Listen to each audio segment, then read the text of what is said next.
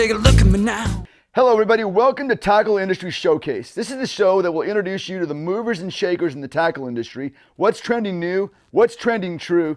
Tackle Industry Showcase has your next story. Our guest today is Travis Thornton from T3 Rods. Travis, thanks for being with us. No, thank you for having me. You guys are still trying to thaw out back in Texas, I guess, huh? Yeah, slowly but surely, but we're still carrying on a bunch of tournaments every weekend, having a lot of anglers still out here fishing, even though the weather's crazy for us. Well, of course, the fishing has to go on. Definitely, without doubt. T3 Rods is a brand new company, but you're not brand new. You've been in the fishing rod business for a long time. Give us some of your background.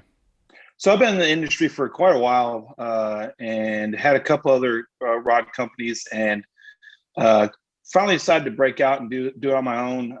We were, for a while there, we were doing 100% American made, and that's still of our motto that we still try to stick with, but we also try to supply product to your weekend warriors, and not just so much your hardcore tournament anglers. So we went ahead and brought some other lines on besides just our 100% American made, and ended up partnering with a guy by the name of Scott Luft. He's been in the industry 35 years. So between he and I, we have quite a bit of years, over 40 years of experience in the industry, in the market. So we joined together and created T3 Rods, and haven't looked back since. We've been hammering the market. We've got a great product line, great variety of rods, and that's pretty much really, the gist of my history in it.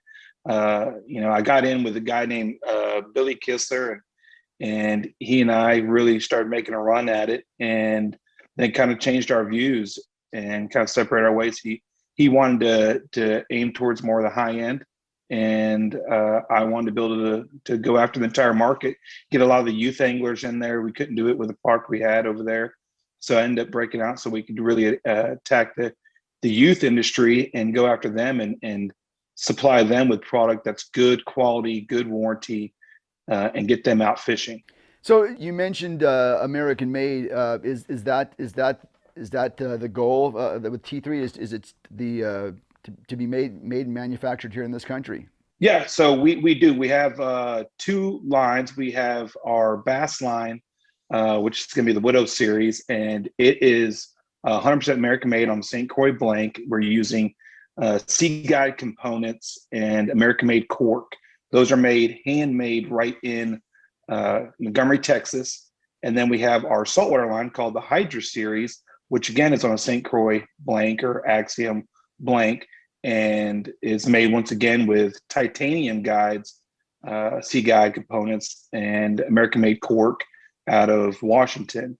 And those are made also in Montgomery, Texas.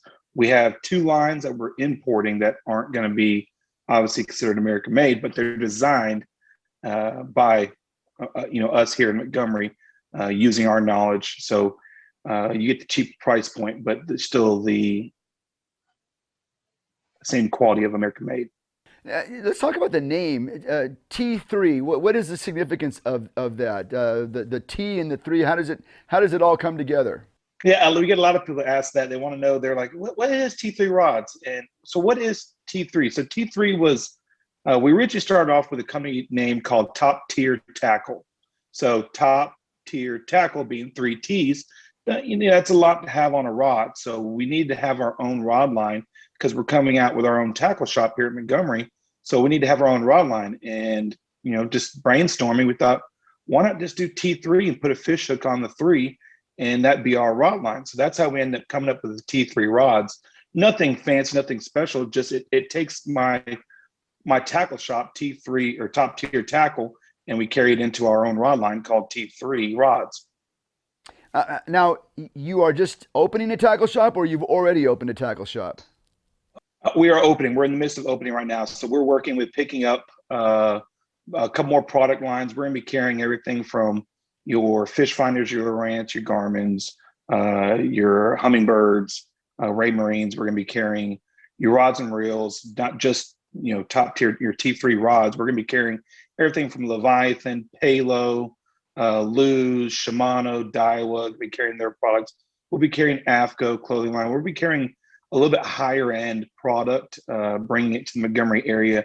We don't really have anything in the Montgomery area that's really worth fishing with store wise, just because you really have Academy and they can't keep their shelf stock. So, and the next thing is to go down to FTU, and that's for us, that's an hour and a half, 2 hour drive through Houston.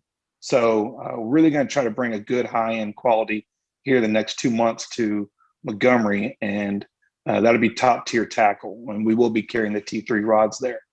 Wow, I mean, you talk about having your hands full, launching a rod line and opening a tackle shop. That's it's a busy time of life right now.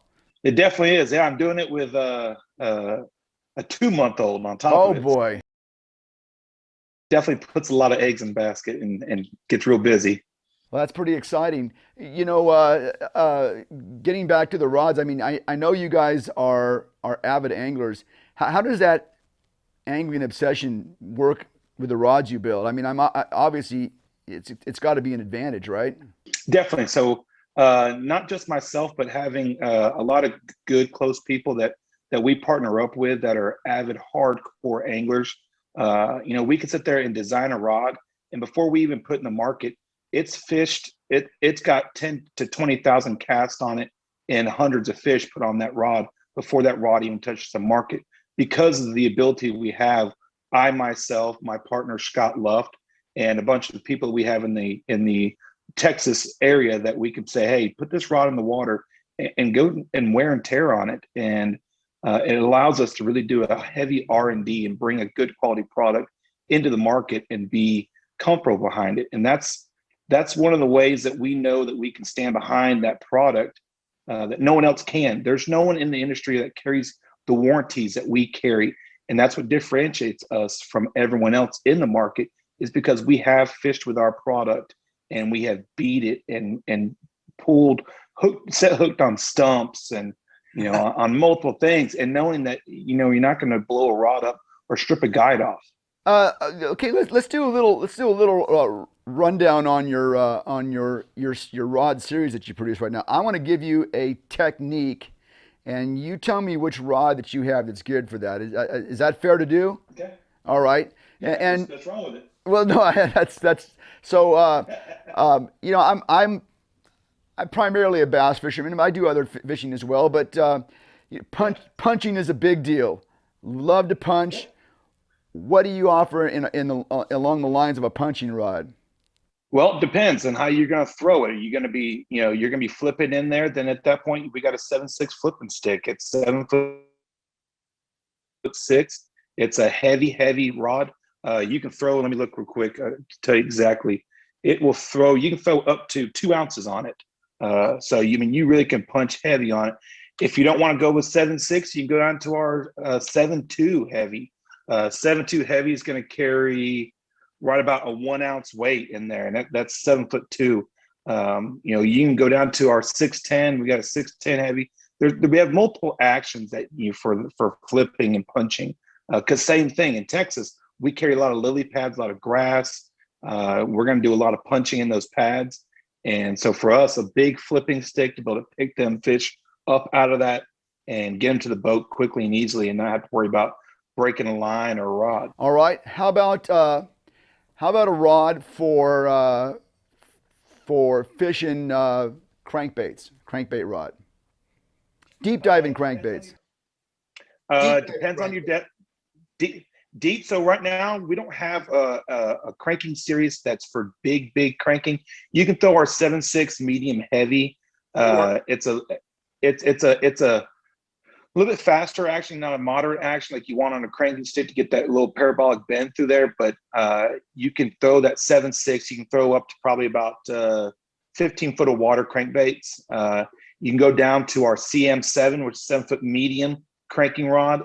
It's a moderate action, so you get that real nice bend, you know, with that rod as you're driving that crankbait down. You can throw square bills on it and medium divers. But if you're gonna throw your moderate divers, 7.6 medium heavy. Our 100% American made line is going to be coming out with a St. Croix cranking blank.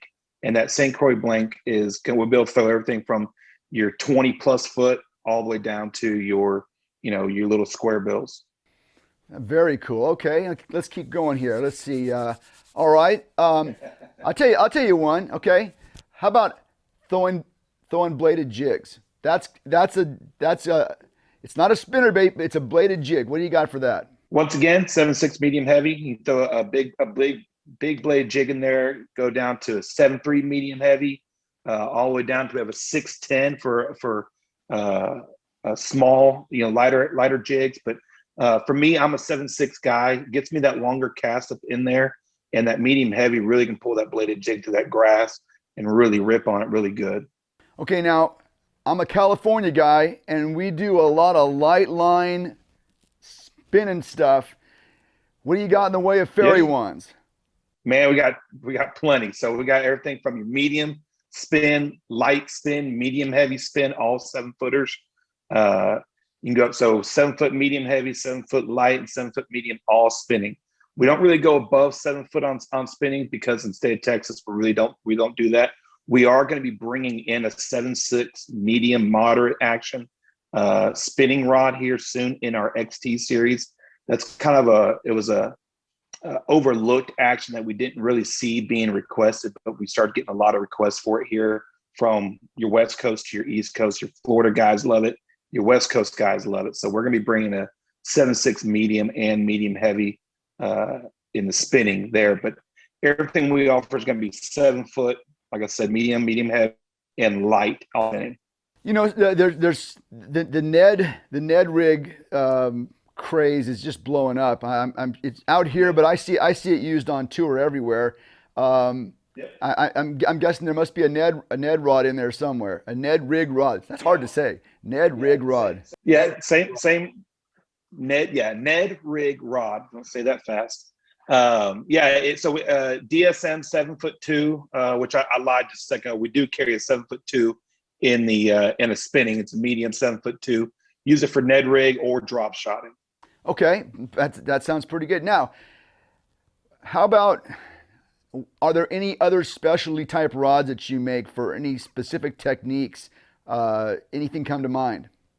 Yeah, so our top water rod is that's what phenomenal. I forgot. It's called it's a TW69, 6'9", medium heavy top water rod. You can throw everything from your small for us. Guys here, they throw a lot of spook juniors out there. They throw some wappa ploppers like that. That's a perfect rod for it. We also have a 7.2 heavy that is phenomenal for frogs. I mean, you can flip them in there real nice and easy, and it's got a heavy backbone to lift that frog up and out of that brush. That's the one I was trying to remember to ask you about. But so you've got a clear cut frog rod then, huh? Yeah, oh yeah, definitely clear cut frog rod. It's I've fished with a lot of people, a lot of their rods, and seen the way they work them, and I'll take that rod and I'll put it in their hand, and they think it's the best thing since sliced bread. Just the way the backbone, how it actually can pick up, but it has enough sensitivity to nicely work a frog through the pads, and you're not feeling like you're ripping it across the pads. You can finesse it across the pads and work the tip of that rod here and there. But then when that fish gets up on top of it, you can just lean into it and pull that fish straight out of the pads or out of that grass or out of that brush. That's pretty cool. All right, now you guys have launched this rod line. I think probably around February 1st, end of January, somewhere like that. Yeah. I'm seeing stores popping up on Instagram almost every day. It seems like new stores. How many stores do you have in your network now? Currently 7. We have 7 stores spread across the Texas, area. We're actually reaching in. We've got a couple stores that are reaching out to us right now, actually today and yesterday from Louisiana, and we're going to be actually trying to venture over into Florida right now. That's pretty cool. What's the future look like for T3? What's the vision beyond the startup? Well, right now we're looking at probably in the first quarter anywhere from about 30 stores in the Texas area that'll be carrying the product.